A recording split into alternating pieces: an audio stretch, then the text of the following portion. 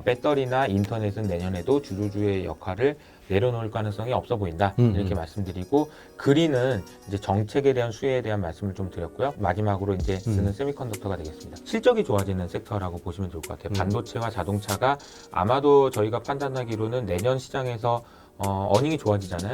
그럼 이제 대표적인 성장주는 국내 시장에서는 국내 좀 배터리가 될 거고요. 네, 그리고 이제 인터넷이 될 겁니다. 안녕하세요. 이효석 SK증권 자산전략팀장님 모시고 말씀 나누겠습니다. 네, 안녕하세요. 네. 팀장님, 내년 증시 이런 거 볼 때 RCEP하고 TPP 이 대결 구도를 잘 봐야 된다고요? 지금은 아직까지는 이제 그 해석을 하기에 좀 조심스럽긴 합니다만, 이걸 서명한 걸 보고 저도 좀 놀래기도 했고, 왜 이런 일들이 일어나는지에 대해서 좀 고민할 필요는 있는 것 같아요. 간단하게 좀 말씀을 좀 드려볼게요.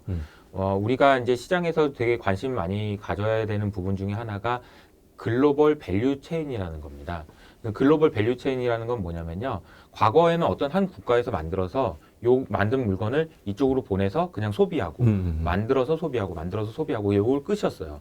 근데 요즘엔 어떻게 되냐면, 여기서 뭘 만들어서 이쪽으로 보낸 다음에, 여기서 좀 조립을 하다가 이쪽으로 또 보낸 다음에, 여기서 조립해가지고 여기로 보내고, 이게 지금 엄청나게 섞여 있거든요. 그걸 보고 이제 글로벌 밸류 체인이라고 합니다. 이게 물건 하나 만들 때마다, 이 아이폰을 하나 만들 때도 여기서 만들고 여기로 모았다가 이렇게 했다가 정말 복잡해요. 근데 이제 이런 현상들이 나타나면서 무역 분쟁이라는 것도 사실 누가 헤게몬을 질 거냐, 어떤 그 글로벌 밸류 체인에서 내가 더 잘해, 내가 더 잘해, 이런 싸움 구도라고 봤다면은, 기존에 이제 코로나 이전에는 사람들이 좀 더 싼 거, 이거 부품 필요한데, 이거 어디 가서 제일 싸게 팔지? 이거 가져오자. 여기 싸니까 이거 가져오자. 이렇게 하다가, 코로나가 터지고 나서는 일로 가져와서 보니까, 거기 코로나 때문에 공장 문 닫았는데요? 그래? 그러면 어디서 해야 되지? 이렇게 바뀌었어요. 맞아. 그러면서 코로나가 터진 이후로 많은 제조업 기업들이 그런 부분에 대한 안정성에 대한 관심들이 많아지고, 어쨌든 이런 그 밸류체인에 대한 고민들이 되게 많아진 상황입니다. 그런데 이제 좀 더 거슬러 올라가면 트럼프하고 시진핑하고, 그러니까 미국과 중국 간의 무역 분쟁도 그런 의미에서 해석을 할 수가 있단 말이에요. 그래서 RCEP이라는 것은 중국을 중심으로 한다고는 하나 그러니까 정부는 아니라고 하지만, 그치. 사실상 제일 큰 건 중국이니까 중국을 중심으로 아시아 국가들이 이제 연합을 해서 만든 그런 체인이고요. 이제 TPP라는 거는 뭐냐면 미국을 중심으로 해서 만든 겁니다. 근데 트럼프가 이 TPP에서 탈퇴하겠다고 얘기를 하고, 바이든은 이제 다시 들어오겠다라고 얘기를 하고 있는데요. 자, RCEP이 딱 그렇게 바로 말씀드리긴 좀 어렵지만, 이해하시기 쉽게 위해서 RCEP이 중국이고 TPP가 미국이라고 한다면, 이번에 RCEP을 서명을 했다는 것은 어떤 의미가 있냐? 일단 미국의 상황을 지금 보죠. 실질적인 미국의 지도자가 없는 상황입니다. 사실은. 미국이 제일 약한 상황이에요. 미국은 항상 강하지만 미국은 지금 수장이 잠깐 지금 내려와서 지금 화장실 가 있는 그런 느낌이란 말이죠. 바이든이 지금 이제 언제 다음 주가 될지 내년 될지 모르겠지만 대통령 취임을 하겠죠. 그리고 나서 이제 처음 하더라도 실제로 TPP라든가 무역과 관련된 그런 것부터 챙기기보다는 파리 기후 협약도 있고 챙겨야 될 그 내부적으로 인선도 해야 되고 되게 많단 말이에요. 우선순위에서 약간 뒤로 밀리는 부분이 있다라고 하면 시간적인 갭이 발생한다는 말이죠. 그 시간적인 갭이 발생되는 순간 여기서 사인을 딱 한 겁니다. 그러면 이 구간에서는 여기에서의 가지고 있는 그 밸류체를, 아까 말씀드렸던 글로벌 밸류 체인이라는 의미에서의 그 지도력, 경쟁 우위, 이런 부분은 상당히 커질 수 있다라는 측면이 있는 거죠. 근데 이제 여기서 서명했던 나라 중에서 되게 특이했던 게 일본이 딱 서명을 딱 그러니까 했는데, 일본이 들어갔잖아. 일본이 원래 작년까지만 해도 뭐라고 그랬냐면, 여기 들어가면 중국의 영향이 너무 커지고, 그래서 나는 인도가 들어오지 않으면 나는 안 할 거야.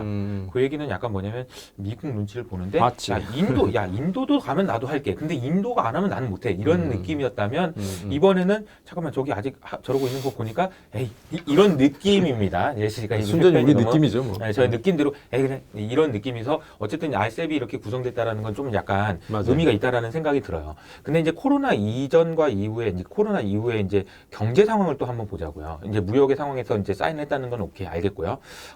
지금 최근에 미국에서 나타나는 현상 중에 하나는 뭐냐면, 소비를 엄청나게 많이 합니다. 잠깐만요. 그 소비가 늘어나는 이 추세가 있을 거잖아요. 이 추세보다도 더 소비를 많이 하고 있어요. 물론 서비스 소비는 많이 안 되기 때문에 미국 내에서도 여행을 안 가고 가구 바꾸고 TV 바꾸고 이런 게 많아요. TV나 가구 바꾸고 이런 거는 과거보다도 훨씬 더 많이 하고 있다는 거예요, 지금. 그러니까 소비는 많이 하고 있는데 미국 내 생산은 안 돼요. 근데 반대로 중국은 어떠냐면 생산은 많이 하는데 그만큼 소비가 안 돼요. 그럼 여기서 만들어서 남는 상품을 여기로 보내야 된다는 얘기가 나오잖아요. 그러면 과거에는 교육이 없던 교육이 막 생깁니다. 그러니까 지금 운임이 지금 폭등한다고 그러니까. 난리가 났잖아요. 배를 못 그런 구한다고. 현상이 딱 이해하시면 이런 거예요. 미국은 소비를 많이 하고 중국은 생산을 많이 하고 있습니다. 그러니까 옛날에 봤던 현상이 나타나는 거죠. 어떻게 보이냐면 글로벌라이제이션이라는 측면에서 그러니까 1990년대부터 미국에서 소비하고 중국에서 만들고 이런 구조가 있었는데 그게 사실 굉장히 막 믹스업이 되면서 없어졌었잖아요. 근데 이 코로나 사태 때문에 그게 현상이 다시 한번 재현되는 것 같은 착각을 일으키게 하고 있습니다, 지금. 그래서 실제로 우리나라에 있는 그런 관련된 기업들이 실적이 아마도 제 생각에는 4분기 혹은 내년 1분기까지는 굉장히 좋을 거예요. 그렇기 때문에 우리나라 시장에서 이런 쪽이 부각을 받을 가능성이 굉장히 높습니다. 근데 이제 이게 만약에 끝나고 나면 아마도 다시 옛날로 돌아갈 가능성이 높은데 옛날에는 어땠지? 그러면 옛날에 우리 원래 저성장이었는데 그러니까 고성장 시기가로 다시 바뀐다라는 개념보다는 이런 일시적인 임밸런스 때문에 나타나는 현상이라고 보시면 좋을 것 같아요. 그렇기 때문에 외국인 투자자들은 지금 생산을 잘하고 있는 국가들, 제조업이 잘 돼 있는 국가들, 밸류체인 안에 들어가 있는 국가들에 대한 선호도가 높을 수밖에 없고 이게 아마 이제 내년 상반기까지는 계속될 수 있을 것 같다라는 생각이 듭니다. 그러니까 외국인이 국내 증시에 주목할 거라는 이유를 지금 그렇게 알셉하고 TPP를 네네. 글로벌 체인으로 설명해 주신 거죠? 네네, 맞습니다. 예, 그렇군요. 그러면 이제 외국인도 돌아오고 지난 시간에도 말씀해 주셨지만 국내 투자자들도 이제 알파 헌터로 위험 추구 성향을 드러낼 거고 네. 뭐 그런 상황에서 그러면 주목받는 종목 업종이 있을 텐데 네, 저희가 이제 롱 빅스라고 말씀을 드리면서 예. BIGS인데 첫 번째는 큰 종목들, 그러니까 대형주 중심으로 시장이 갈 거다라는 말씀을 드리는 건데 그 이유는 뭐냐면 외국인이 주식시장으로 들어올 때는요. 외국인 입장에서는 한국에 무슨 종목 있지? 그 종목 사자, 이건 빼자 이렇게 하지 않고요. 그러니까 그냥 쭉 삽니다. 통으로 그냥 이렇게 쓱 긁어가지고 사요. 그러면 어떤 현상이 생기냐면 대형주가 좋아요. 대형주가. 비중대로 네. 사는 거죠. 비중대로 사는 거니까요. 그래서 이제 대형주가 좋다라는 말씀을 드린 거에 첫 번째 있고요. 두 번째로는 주도주라고 얘기했던 BBIG에서 BI만 저희가 뺀 겁니다. 그래서 성장주 중에서 배터리나 인터넷은 내년에도 주도주의 역할을 내려놓을 가능성이 없어 보인다. 이렇게 말씀드리고 그린은 이제 정책에 대한 수혜에 대한 말씀을 좀 드렸고요. 마지막으로 이제 쓰는 세미컨덕터가 되겠습니다. 물론 이제 자동차도 좋아하는데 자동차는 그 알파벳이 여기 들어가는 게 없어서 빠진 거다라고 보시면 될 것 같아요. 네, 저희가 전달해드리고 싶은 포인트는 그런 포인트라고 보시면 될 것 같습니다. 그러니까 이제 빅스라고 말씀해 주셨는데 그거는 이제 조금 쪼개서 보면 반도체하고 자동차 같은 경기 민감주, 그렇죠. 네. 경기 민감주가 들어갈 거고 그것도 대형주 중심으로 네. 그리고 인터넷은 아무래도 성장주가 되겠네요. 맞습니다. 예. 네. 배터리, 인터넷은 성장주가 되겠죠. 배터리 인터넷은 그리고 성장주가 이제 그린과 관련된 것은 이제 정책에 관련된 게 될 것 같고요.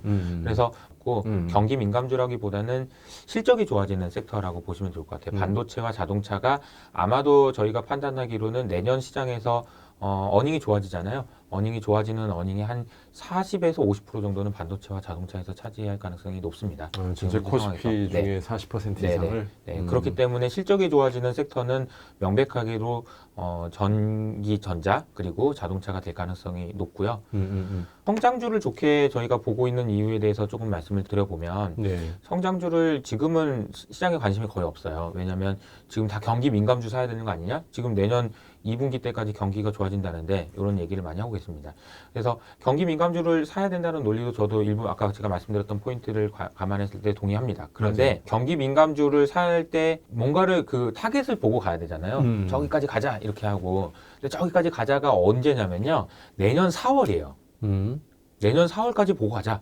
내년 4월이 왜 그러냐면 그 올해 4월에 유가가 마이너스 40불 갔잖아요. 예. 자, 그러니까 기저효과라는 것이 가장 크게 발현됐을 때가 내년 4월입니다. 그러니까 경기가 좋아지는 거를 제일 많이 볼 때, 야, 작년보다 이렇게 많이 좋아졌어. 라는 얘기가 제일 많이 크게 어필이 될 때는 내년 4월이에요. 그때까지 보고 가는 겁니다. 그때가 모멘텀의 피크고 기대값이 올라갈 수 있는 피크가 될 테기 때문에 주가는 조금 선반영된다라고 보면은 조금 그 피크는 빠를 수가 있다. 그래서 연말 그렇지. 연초쯤 되면 경기가 좋아질 거라는 기대는 이만큼 가 있는데 생각해보니까 경기가 이만큼밖에 안 좋아지네. 그럴 가능성이 있어서 이런 경기 민감주에 대한 플레이는 조금 짧게 트레이딩 관점에서 좀 보시는 게 맞겠다라고 보고 있고요. 성장주를 좋게 보는 이유는 뭐 다양하게 여러 가지 이유가 있지만 이번에는 그 성장주 자체 말고 이 성장주나 아니면 그 투자하는 사람들 입장에서 봤을 때를 어떤 성장주를 사야 되는 또 다른 논리가 나오거든요. 그 부분을 좀 말씀드려 볼게요. 글로벌 자산 배분을 하는 그런 예. 펀드들이 있습니다. 대표적으로 레이달리오가 운용하는 뭐 사계절 포트폴리오 이런 게 있어요. 이 자산 배분을 하시는 분들이 제일 고민하시는 건 뭐냐면은 자산들 간의 코릴레이션이 낮은 그렇죠. 것들로 비중을 채워 넣는 겁니다. 자, 그러면 어떤 현상이 생기냐면 얘가 안 좋으면 얘가 좋고 얘가 좋으면 얘가 안 좋고 뭐 이런 식으로 해가지고 믹스업이 되면서 안 좋을 때도 덜 안 좋고 좋을 때는 그냥 덜 좋지만 어쨌든 꾸준하게 간다라는 개념이거든요. 자산 배분은 그런 거예요. 그렇죠. 근데 이제 이분들이 최근에 고민이 많이 생겼어요. 음. 무슨 고민이 생겼냐? 야, 주식이 빠질 때 해지를 해줄 수 있는, 즉 주식이 빠질 때도 얘는 오를 수 있는 그런 거 없나? 옛날에는 있었어요. 금 뭐 이런 거 아니에요? 뭐 금도 있었고 채권도 있었고. 채권도 있었고. 근데 이번에 3월 달에 보고 얘네들이 깜짝 놀라고 아차 이럴 싶은 거죠. 왜냐하면 3월 달에 주가가 빠질 때 채권도 같이 빠졌어요. 금도 같이 빠졌습니다. 그러니까 얘네들이 지금 생각하기에는 이거 콜레이션이 다 붙어버린 거예요. 아 이거 뭐 다른 거 없나? 그런 생각이 들어서 이분들의 고민은 주식 내에서도 그냥 일반적인 주식 갈 때 경기 좋을 때 가는 주식 말고 경기가 좋든 안 좋든 채권, 과거의 채권처럼 안정적으로 갈 수 있는 애들 없나? 이런 고민들을 실제로 많이 하고요. 그래서 실제로 레이달리오가 운영하고 있는 사계절 포트폴리오에서 이번에 얘네들이 담은 주식들을 보니까 특이하게도 미국 내에서 경기 민감주가 아니고요. 그 필수 소비재들만 엄청 담았어요. 근데 필수 소비재를 담은 이유는 뭐냐? 채권 같은 주식인 거예요. 오케이, 오케이. 나는 주식으로 많이 벌려고 그런 게 중요한 게 아니고 나는 자산 배분하는 사람이야. 근데 나는 이 자산이 올라가면 여기서 먹으면 돼. 근데 이게 빠졌을 때 내가 해지해 줄 수 있는 게 필요하단 말이야. 그런 게 그게 뭐가 있을까 생각해 보니까 채권 같은 주식이 필요한데 그 주식은 뭐냐면 경기가 좋아지든 안 좋아지든 항상 먹는 거 있잖아. 우리 오뚜기 농심 이런 거 아니야? 고기 먹고 뭐 이런 거 있잖아. 그거 나는 그거 고민하고 있다는 거죠. 근데 그런 측면에서 보면은 안정적인 캐시플로우가 나오는 거에 대해서 시장에서 내년에도 관심을 많이 가질 수밖에 없다라는 측면이 하나 있고요. 두 번째는 미국의 연기금이 있어요. 예. 미국의 기업들 100대 기업들 제일 큰 기업들도 연기금을 운용합니다. 그러니까 종업원들한테 나중에 은퇴하면은 퇴직연금처럼 DB 펀드 이렇게 가입해줘야 돼. 그분들이 이제 운용을 하는데도 또 문제가 생겼어요. 이번에 무슨 문제가 생겼냐? 이분들은 관리하는 게 이제 적립률이라는 개념을 관리하는데요. 이게 조금 어려운 개념이지만 쉽게 설명드리면 이 회사가 제가 이제 그 펀드를 운용하는 사람이라면 제가 운용하는 펀드가 나중에 줘야 될 돈들이 쭉 있을 거 아니에요. 그렇죠. 이 사람이 은퇴하면은 돈 얼마 줘야 되고 얼마 줘야 되고 다 있을 거 아니에요. 그 돈들을 현재 가치화한 값을 분모 100이라고 한다면 근데 내가 지금 운용하는 돈이 100이야. 그러면 100분의 100이니까 딱 맞는 거예요. 근데 지금 미국의 100대 기업의 연기금은 이 비율이 금융위기 터졌을 때 80까지 떨어졌습니다. 줘야 될 돈은 100인데 80까지 떨어져. 부채잖아 나머지는. 그럼 나머지는 어떻게든 해봐. 이렇게 뭐 이런 상황인 거죠. 그래서 열심히 10년, 15년, 10년 동안 계속 운용을 잘하고 뭐 어떻게든 해가지고 90까지 끌어올렸어요. 이걸 결국. 오케이. 근데 올해 85까지 다시 내려왔습니다. 근데 왜 내려왔냐면 이분들이 운용을 잘못해서 손실이 나서 그렇지 않았어요. 이게 커졌기 때문에 그랬거든요. 줘야 될 돈이 커졌기 때문에. 줘야 될 돈이 왜 커졌지? 줘야 될 돈이 이분들한테 줘야 되는 돈은 캐시플로우가 커진 게 아니고요. 이분들이 줘야 될 돈을 현재 가치화 할 때 할인율이 빠진 거예요. 너무 많이. 그래서 이분들이 줘야 될 돈이 마치 엄청나게 커진 것처럼 보여줬구나. 그래서 적립률이 85%로 낮아졌어요. 그래서 이분들의 고민은 뭐냐면 자산이 있고 부채가 있으면 금리가 낮아질 때 부채가 커지는 속도가 자산이 커지는 속도보다 훨씬 빨라 버리니까 내가 힘들어졌다. 그러면 이제 내가 듀레이션을 길게 만들어야겠다. 얘의 듀레이션을 길게 만드는 게 목적이에요. 그래서 과거에 뭐 채권, 장기 채권도 많이 사고 막 이런 거 많이 했었는데 야 그러면 어차피 주식도 그냥 듀레이션 긴 거 사자 그냥 뭐 이런 얘기가 되는 거죠. 그러면서 무슨 얘기를 하냐면은 듀레이션이 긴 주식이라는 거는 지난번에 제가 뭐 네이버, 카카오 폭스코 얘기하면서 에쿼티 듀레이션이라는 개념을 설명을 드렸어요. 뭐 예를 들어서 NC 소프트를 제가 계산해 보니까 에쿼티 듀레이션은 47년이에요. 그 얘기는 뭐냐면 NC 소프트 주가에 녹아 있는 듀레이션은 47년이라는 얘기인데 그 얘기는 뭐냐면 너 NC소프트를 이 가격에 산다라는 얘기는 네가 지금 NC소프트 50만 원 주고 산 거를 47년 있다가 돌려받아도 된다라는 건데 괜찮아? 나 괜찮아. 그러니까 산다라는 거거든요.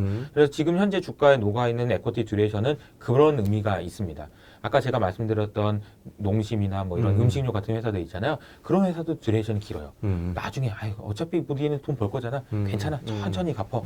요런 의미에 길게 볼 수 있고 그런 투자들. 그게 이제 대부분 또 성장주기도 하고요. 그러니까 그런 쪽에 이제 투자 비중을 늘리려고 하는 시도들이 연금이나 아니면 생보사들이나 이런 쪽에서도 있다.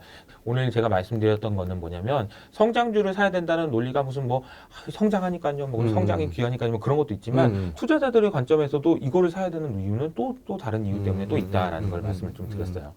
그럼 이제 대표적인 성장주는 국내 시장에서는 국내 좀 배터리가 될 거고요. 예, 그리고 이제 인터넷이 될 겁니다. 근데 이제 배터리는 또 하나 걸쳐 있는 게 정책이죠. 그렇죠. 정책이라는 건 아까 제가 말씀드린 대로 재정 정책을 이렇게 써서 후대한테 쓴다니까요. 그러면서 이제 정책을 그린이나 아니면은 기후 변화를 막기 위한 정책을 쓴다라고 얘기했었잖아요. 그래서 제가 최근에 봤던 것 중에 진짜 인상적이었던 건 뭐냐면 연준이 그 1년에 2번 파이낸셜 스테빌리티 레포트라는 걸 내요. 금융 안정 보고서라는 거예요. 금융이 너무 불안한 것 같은데 이걸 안정시키기 위해서는 뭘 해야 됩니다라는 얘기를 하는 건데 놀랍게도 이번에 사상 처음으로 기후가 거기 들어갑니다. 그렇군요. 기후가 들어가서 기후 변화가 금융시장의 불안정성에 미치는 영향에 대한 거를 분석을 해요. 기후 변화는 굉장히 예상하지 못하게 그리고 넌 리니어하게 막 이렇게 나타나기 때문에 미리미리 사전에 대비를 해야 됩니다라는 얘기를 합니다. 그래서 그린에 대한 뭐 관점은 단순히 바이든이 돼서 그런 게 아니고요. 뭐 연준 그리고 BIS는 올해 이제 굉장히 유명했던 보고서가 있죠. 그린 스완이라고 해서 옛날에 블랙 스완을 따와서 그린 스완이라는 그러니까 정책에 대한 것이 관심이 지금은 이제 그린 기후 이쪽으로 계속 가고 있다라는 것도 이제 말씀드립니다. 모멘텀이 굉장히 셀 것 같다라는 생각이 들어요. 마지막으로 하나 여쭤보면은 지금 이제 팀장님께서 내년에 투자자들을 위해서 빅스 이 4가지에 대해서 주목하라고 말씀을 주셨는데 예를 들어 어떤 투자자가 그럼 그 빅스를 가지고 내가 포트폴리오를 짜면 어떨까 이런 생각을 할 수 있을 것 같아요. 네네. 어떻습니까? 그런 아이디어. 맞습니다. 그래서 저희가 키워드를 정리를 해보면 어쨌든 경기 민감주라는 표현보다는 경기가 좋아지면은 실적이 좋고 그런 거 말고 그냥 진짜 내년에 실적이 좋아질 것 같은 업종을 찾아보자. 라고 했을 때는 반도체와 자동차가 들어오는 거고요. 그리고 이제 성장이나 아니면은 길게 봐도 나는 여유 있게 투자할 수 있는 그런 종목들, 이런 안 망하는 종목들, 그런 종목들에 대한 거는 인터넷이나 뭐 이런 쪽에서 배터리 이런 쪽에 생각하실 수가 있을 것 같고요. 정책적 지원을 받는 거는 이제 그린 에너지와 관련된 뭐 풍력이라든지 태양 주가가 많이 올랐지만 기회가 되실 때마다 좀 비중을 확대하시는 거는 좋은 전략일 것 같다. 이렇게 말씀드릴 수 있을 것 같습니다. 시청자분들이 빅스를 가지고 내년 시장에 대응하시는 것도 방법이 될 것 같네요. 네네. 예. 지금까지 이효석 SK증권 자산전략팀장님 모시고 말씀 나눴습니다. 감사합니다. 네, 감사합니다.